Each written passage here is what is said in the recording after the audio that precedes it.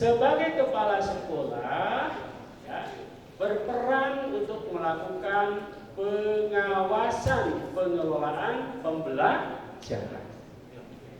Apa dalam item dari pengawasan itu? Pertama adalah supervisi pembelajaran. Saya tadi menyampaikan bahwa yang membedakan industri dengan sekolah itu terletak pada pembelajaran. Berarti produk yang kita olah dari input, proses, output, outcome itu adalah semuanya lingkup dalam pendidikan. Oleh karena itu lakukanlah supervisi. Jadi supervisi itu kalau di pabrik sebagai manajemen quality control.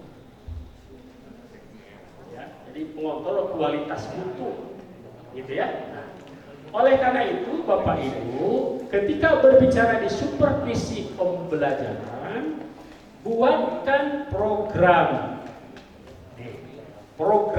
kerja kepala sekolah untuk kegiatan supervisi pembelajaran.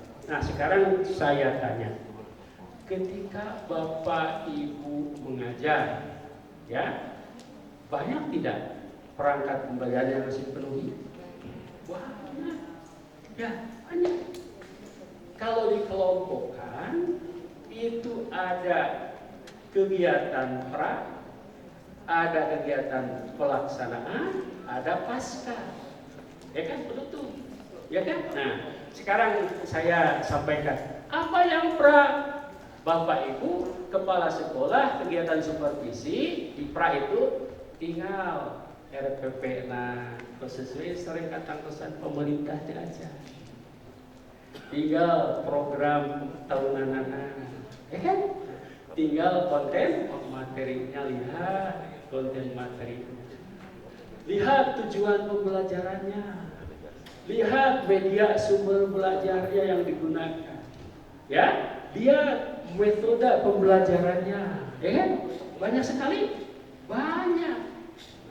Atas dasar itulah, maka dalam supervisi pembelajaran itu tidak secara komprehensif, tetapi harus diseplit.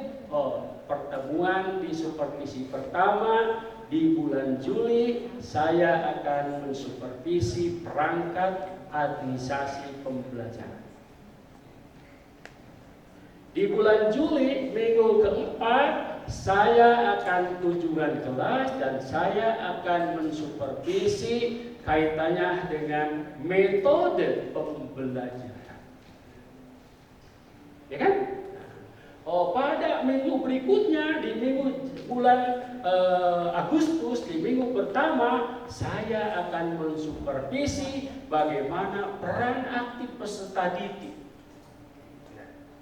Pada minggu pertama, minggu kedua di bulan Agustus, saya ingin mengetahui bagaimana taraf serap siswa terhadap materi yang diajarkan. Banyak kan? Banyak. Banyak Bapak Ibu Saudara. Sebab item-item indikator di proses pembelajaran itu dari mulai persiapan, dari mulai pelaksanaan, dari penilaian di dalam kelas itu kan gitu. Ketika berbicara pelaksanaan kan ada persepsi, ya kan? Ada pompa, ya kan? Ada penyampaian. Itu harus di supervisi, dilihat. Tetapi ketika Bapak Ibu melakukan supervisinya secara global, saya sangat yakin hasilnya tidak akan efektif. Sementara produk yang kita unggulkan dan ini akan menjadi efektif dan kemudian dijual adalah bagaimana proses interaksi antara guru dengan murid, sejauh mana daya serap materi yang disampaikan oleh kita kepada anak didik, dan dari itu semua kemudian berubah sikap perilaku wawasan anak, dan dari situ kemudian kepercayaan masyarakat meningkat. Ketika ini tidak dilakukan, seibarat orang pabrik kain membuat kain, tetapi mekanisme kontrol kualitas mesin produksinya tidak dimanfaatkan. Jadi akhirnya tidak punya nilai jual. Ya. Nah, Oleh karena itu, kenapa pemerintah sekarang, dulu kan kompetensi kepala sekolah ada tugas sebagai pendidik juga. Tapi di Permen nomor 6 2018 hanya 3 di supervisi. Tidak lagi ada kewajiban mengajar. Tujuannya ada Bapak Ibu adalah pemimpin pembelajar.